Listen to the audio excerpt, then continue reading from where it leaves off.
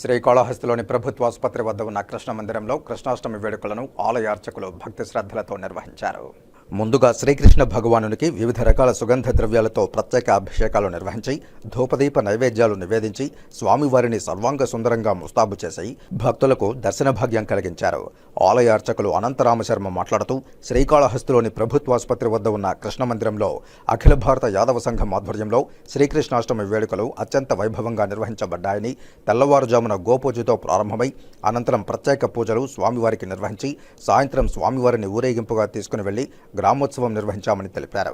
ఈ కార్యక్రమంలో 50 మంది భక్తులు పాల్గొని స్వామివారి కృపకు పాత్రులయ్యారని తెలిపారు. శ్రీకాళహస్తి గవర్నమెంట్ హాస్పిటల్ వద్ద ఉన్నటువంటి అఖిల భారత యాదవ సంఘం తరపునటువంటి కృష్ణ మందిరం శ్రీకృష్ణాష్టమిని క్రోధినామ సంవత్సర శ్రీకృష్ణాష్టమిని పురస్కరించుకొని ఆలయంలో ఉదయం 5:30 నుండి గోపూజతో ప్రారంభమై పుష్పయాగము, గ్రామోత్సవము, ఉట్టికొట్టడము, సాయంత్రం భరతనాట్య ప్రదర్శన ఇవన్నీ కూడా అంగరంగ వైభవంగా స్వామివారి అనుగ్రహంతో బ్రహ్మాండంగా జరగబోతున్నవి. ఈ సంవత్సరము 26 శ్రావణ మాసము 26వ తారీఖు 27వ తారీఖు అనేటువంటి చిన్న సందిగ్ధంలో ఉంది.